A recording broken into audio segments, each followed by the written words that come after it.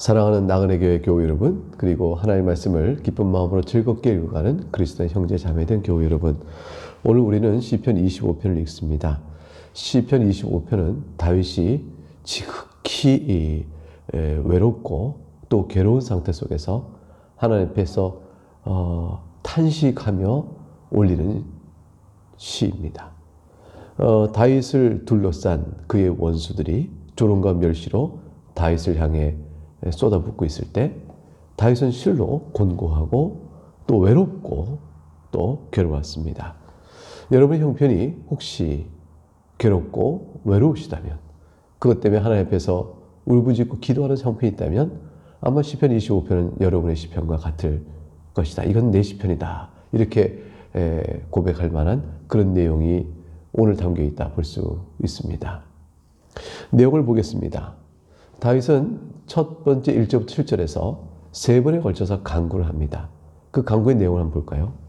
1절부터 3절에 첫 번째 간구 내용이 나옵니다. 여호와여, 나의 영혼이 주를 우러러 보나이다. 나의 하나님이여, 내가 주께 의지하였사오니 나를 부끄럽지 않게 하시고 나의 원수들이 나를 이겨 개가를 부르지 못하게 하소서. 주를 바라는 자들은 수치를 당하지 아니하려니와 까닭없이 속이는 자들은 수치를 당하리이다. 3절 속에서 우리는 두 부류의 사람을 보게 되죠. 하나는 1절에 주를 우러러 보는 영혼입니다. 주를 우러러 보는 영혼들, 다시 말하면 주를 우러러 보는 하나님의 백성들이 있어요. 2절에 주께 의지하는 하나님의 백성입니다. 3절에 주를 바라는 자들입니다. 여러분이 주를 우러러 보며 주를 의지하며 주를 바란다면 여러분은 바로 다윗과 함께 여기에 속한 것입니다. 우리가 다 그렇죠. 이러한 우리들이 부끄러움을 당하지 아니하고 수치를 당하지 않기를 바랍니다 하고 간구하는 것이 첫 번째 간구의 내용입니다. 수치를 당할 자는 우리와 같은 자들을 까닭없이 속이는 저 원수들이 당해야 될 것이요, 저들이 결코 개가의 노래를 부르지 못하도록 하나님 하옵소서. 우리를 수치를 당하지 말게 하옵소서.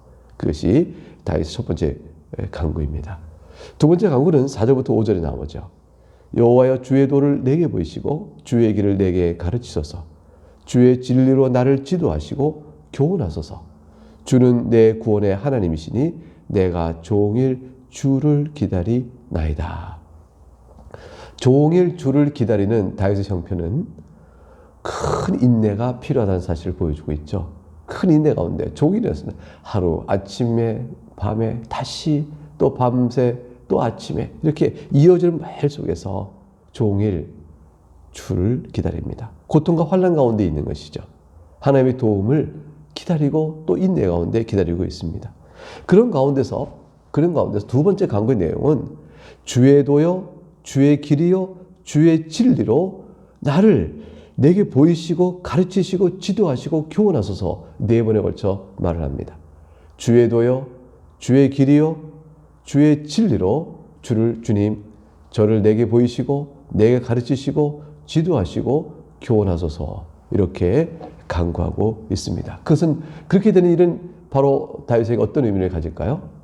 5절, 주는 내 구원의 하나님이시니, 그것은 바로 구원의 의미를 갖고 있습니다. 환난과 고통 속에서 원수들이 조롱과 멸시하는 가운데서 건진받는 것은 다윗에게는 바로 그것이 구원이었던 것입니다. 여러분, 우리도 마찬가지겠죠. 우리가 주의 길을, 주의 도를, 주의 진리를 우리가 보고 알고 또 지도하시는 대로 나아가고자 하는 마음이 우리 가운데 있다면 그것은 곧 우리는 환난과 고통과 외로움과 괴로움 속에서도 살아갈 길, 즉 구원의 길을 우리가 보고 나가는 것일 것입니다. 세 번째 다윗의 간구는 6절과 7절에 기록되어 있죠. 여호와여, 주의 긍휼하심과 인자하심이 영원부터 있었사오니 주여 이것들을 기억하옵소서. 자, 여기서 이것들을 기억하옵소서라는 이것들이라는 것이 뭔가 기억의 목적이 내용이 있는 것 같은데, 여기서는 사실 원문 히브리어 원문에는 없는 말을 번역성에 붙이게 되었어요. 그래서 이것은 뭐냐면 주여 기억하옵소서, 그냥 이거예요. 기억의 내용은 7절에 나옵니다. 그러니까 여호와여, 주의 긍휼하심과 인자하심이 영원부터 있었사오니 이것을 기억하옵소서. 즉 7절을 기억하옵소서. 주여 기억해 주옵소서. 기억하시옵소서. 주님의 긍휼과 인자를 호소하면서 기억을 요청하고 있는 내용은 뭘까요? 7절. 여호와여 내 젊은 시절의 죄와 허물을 기억하지 마시고 주의 인자하심을 따라 주께서 나를 기억하시되 주의 선하심으로 하옵소서. 7절은 다시 호소하는 것이 있습니다. 주님의 성품입니다. 인자하심입니다. 6절에도 인자하심을 얘기했죠. 7절에 또 맨 끝에 주의 선하심으로 하옵소서, 선하심을 말합니다. 6절에서는 긍휼하심이었습니다.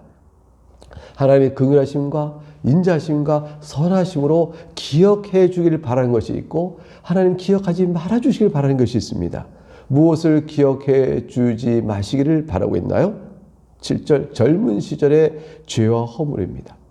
다윗은 깊이 회개하고 있는 것이죠.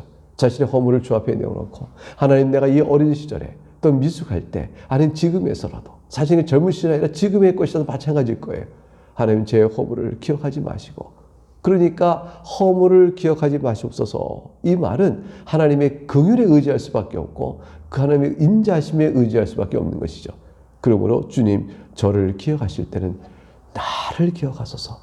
저 자신을 기억해 주옵소서.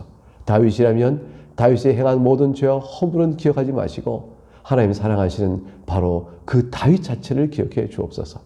사랑하는 여러분, 우린 예수 그리스도 안에서 하나님의 자녀로 세움을 받았습니다.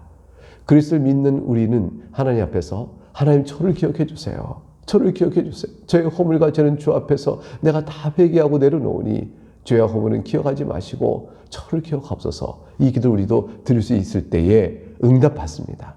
예수 그리스도께서 우리의 죄와 허물을 위해 모든 일을 다 사하여 주셨기 때문이죠. 주님으로 인하여 죄와 허물의 가리움을 받은 자의 행복에 대해서 다윗이 노래했듯이 우리가 바로 그 은혜를 입고 있습니다. 그러면서 우리는 주 앞에서 우리들의 각각의 인격, 우리 각각을 향한 하나님의 이름 부르시는 사랑을 알게 되어지는 것이죠. 이제 8절부터 15절의 내용을 살펴보겠습니다. 방금 고백한 것처럼 하나님의 선하심과 인자하심과 그 자비로우심을 토대로 해서 다윗은 하나님은 바로 이러하시니 이리하실 것입니다 라고 고백한 내용을 이렇게 쭉 풀어가는 내용이 먼저 나옵니다. 8절부터 10절 말씀을 먼저 주목해 보시죠. 하나님은 여호와는 선하시고 정직하십니다. 그럼 우리가 무엇을 기대할 수 있죠? 하나님께서 그의 도로, 그의 진리로 우리 죄인들을 교훈하실 것을 기대할 수 있습니다. 그 교훈을 믿고 죄인이 따라오면 그 죄인은 선하시고 정직하신 하나님 앞에서 구원의 용서를 받고 나갈 수가 있게 되지죠. 9절에 온유한자를 정의로 지도하십니다.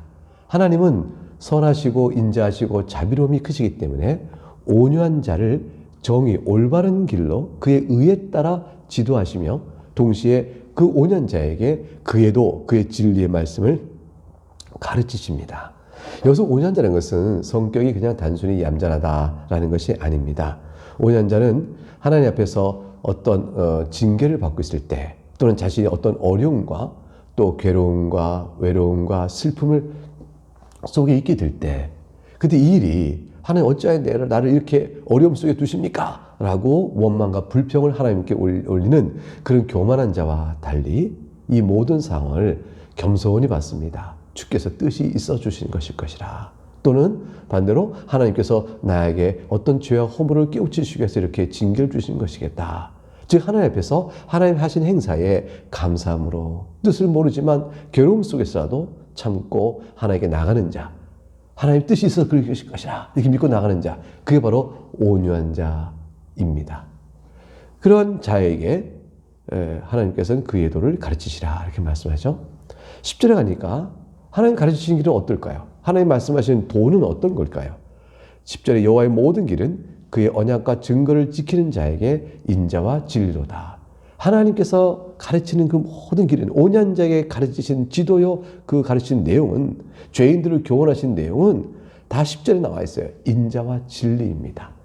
하나님께서는 끝없는 사랑과 인애하심으로 죄인들을 이끌어 주시고 가르쳐 주십니다. 그 죄인들인데 어떤 죄인일까요? 완악하고 하나님께 원망과 불평을 노리는 죄인들도 이렇게 된다는 것일까요? 아닙니다. 그의 언약과 증거를 지키는 자라 되어 있어요. 언약과 증거를 지킨다는 것은 하나님의 언약 속에 담겨있는 그 무한한 용서의 은혜를 바라보고 하나님 앞에 감사하여 그 말씀의 가르침대로 살고자 또 이렇게 나타내 보이는, 그래서 신앙의 증거요, 언약 백성의 증거를 갖고 있는 자를 가리켜 말합니다. 이런 자를 가리켜서 앞서 말한 것처럼 온유한 자라, 죄인인데 온유한 자라 표현되는 것과 맞물려 갑니다. 하나님의 용서의 은혜, 그 은혜에서 하나님의 구원의 은혜, 원수 마귀로부터 지켜주는 하나님의 은혜, 세상 사는 동안에 모든 원수들이 나를 조롱한다 할지라도 나는 하나님이 내 편이시다, 이걸 믿고 나갈 수 있는 그 은혜, 그 은혜를 아는 모든 사람들은 어떤 상황이든지 주님 앞에 무릎 꿇고 잠잠합니다. 하나님의 사랑과 도우심을 알기 때문이죠. 그런 자는 다 온유한 자가 되어지고 그런 자는 언약과 증거를 알고 가르치고 열매 맺고 지키는 자라, 이렇게 말할 수가 있을 것입니다. 다윗은 하나님 이런 분이십니다 라고 말한 이후에 이제 죄사함과 생명의 복을 이런 고백에서 하나님께 간구하는 말로 이어져 갑니다. 11절, 여호와여 나의 죄악이 크오니 주의 이름으로 말미암아 사하소서. 다윗은 지금 자신이 당하는 그 지극히 괴롭고 지극히 외롭고 사방에 다 원수들이 에워싸고 자기를 조롱과 멸시와 해를 가하는 그 고통의 순간에, 그 환난의 순간에 하나님 앞에 엎드려 기도합니다. 하나님, 나는 죄악이 큽니다. 나는 죄악이 크오니 주의 이름으로 말미암아 사하여 주옵소서. 주의 이름 속에 무엇이 들어있을까요? 인자와 자비로, 긍휼의 풍성하심, 선하심이 있죠. 그걸 믿고 의지하고 주님께 죄사함을 구하는 것입니다. 12절, 여호와를 경외하는 자 누구냐? 그가 택할 길을 그에게 가르치시로다. 여러분, 여기서 지금 다윗이 말해요. 여호와를 경외하는 자 누구냐? 여호와께서 그가 택할 길을 그에게 가르치시다, 이렇게 말하고 있죠. 근데 누구냐를 외치면 결국 사실은 다윗이 누구를 제3절 찾는 것일까요? 아니에요. 이것은 바로 자기 자신을 말하는 것입니다. 여호와를 경외하는 자 누구냐? 그때 다윗은 그 뒤에 바로 나 다윗이다, 이러는 거예요. 하나님 아버지, 제가 참으로 죄악이 큽니다. 주의 이름으로 나를 사하여 주옵소서. 그 은혜를 입고 있는 자가 바로 여호와를 경외하는 자니, 여호와를 경외하는 자 누구냐? 죄악이 크지만 용서를 받은 자 아니겠느냐? 바로 다윗 접니다 라고 한 것과 똑같은 거예요. 여러분, 이렇게 한번 외쳐보세요. 하나님 아버지께서 나의 큰 죄악을 주의 이름으로 사하여 주셨으니 나 김병호는 이제 여호와를 경외하노라. 여러분, 거기에 누구냐 속에 여러분의 이름을 놓고 말씀해 보세요. 나 누구는 여호와를 경외합니다. 내 죄악은 크거나 주님이 사해 주셨습니다. 하나님 아버지, 저 다윗이에요.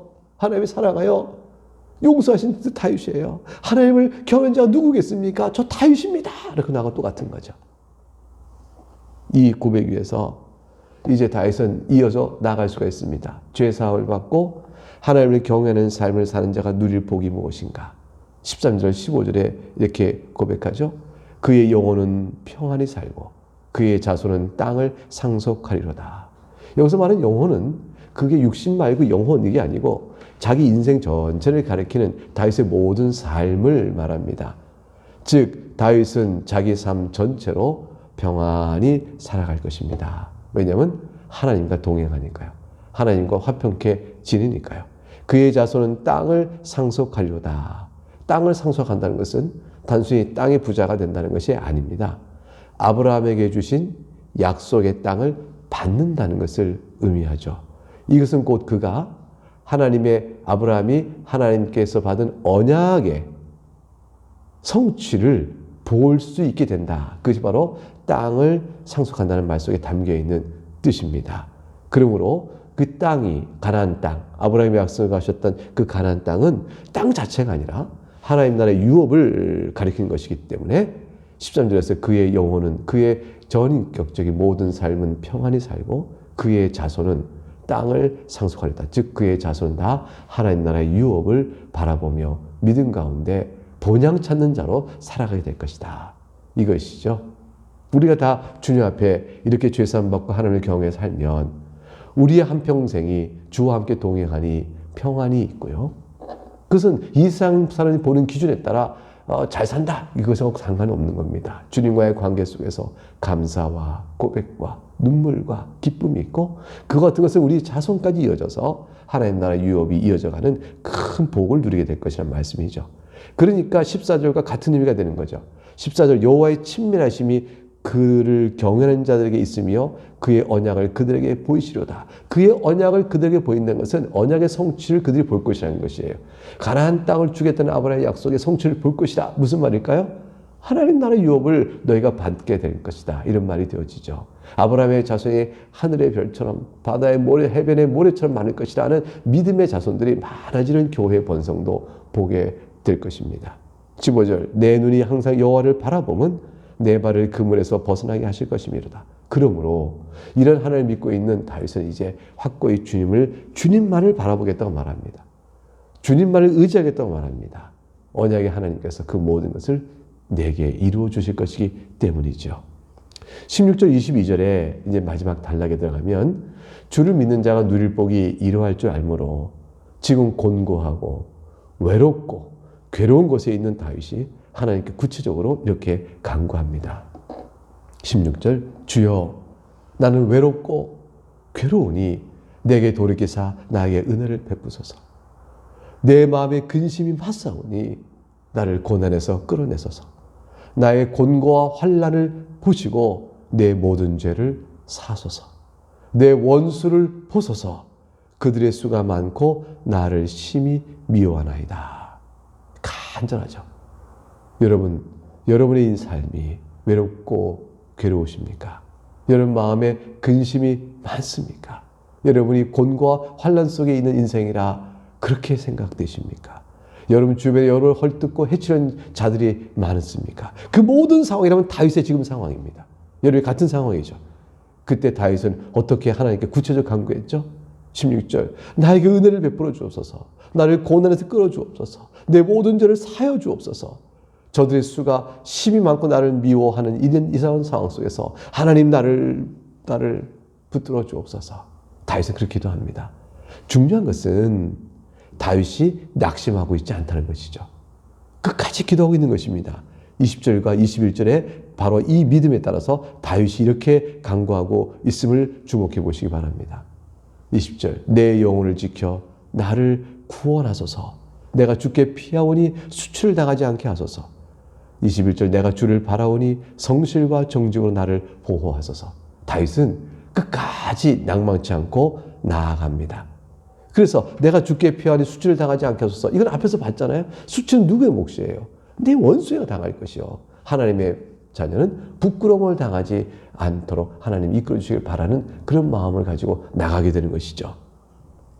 이제 다윗은 22절에 특별하게 표현합니다. 하나님이여 이스라엘을 그 모든 환난에 속량하소서. 왜 다윗은 하나님이여 나를 그 모든 환난에 속량하소서 나를 안 하고 이스라엘을 이렇게 얘기했을까요? 이것은 다윗의 지금 하나님께 자신을 돌아봐달라고 간구할 때 개인의 자격이 아니고 하나님의 백성의 무리를 하나님께서 그렇게 언약에 따라 살피시니 나를 돌아보소서 이렇게 말하는 거예요. 그러니까 하나님께서 하나님의 백성의 무리를 살피시는 그 사랑으로 나를 대하소서. 왜냐하면 내가 하나님의 백성의 무리 가운데 한 사람이니까.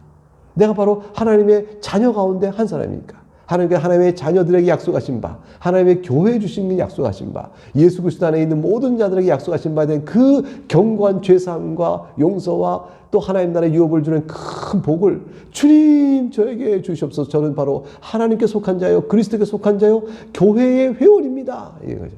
나는 하나님의 언약 백성입니다. 하나님 그와 똑같은 얘기예요. 이스라엘 향한 하나님의 신실한 약속, 인애와 자비를 베푸실 그 언약이 이스라엘에 속한 제가 이스라엘에 속했으니 저에게 또한 베풀어 주옵소서라는 것 같은 것입니다. 그래서 다윗은 자신과 이스라엘 하나로 동일시 여기고 있죠. 그 모든 환난에 속량하소서. 이것은 다윗이 개인뿐 아니라 더 나아가 우리가 보면 교회를 위한 기도일 수도 있게 되죠. 이렇게 되어지면. 다윗은 이스라엘 왕이었습니다. 그래서 자신은 그리스도를 예표하는 인물이었죠. 근데 왕으로 참으로 다윗은 귀하게 쓰임을 받은 사람이 틀림없습니다. 그렇지만 오늘 25편을 보듯이 그의 인생이 평생 동안 푸른 초장에서 쉴 만한 물가에 터 있는 식으로 살아가지는 않았습니다.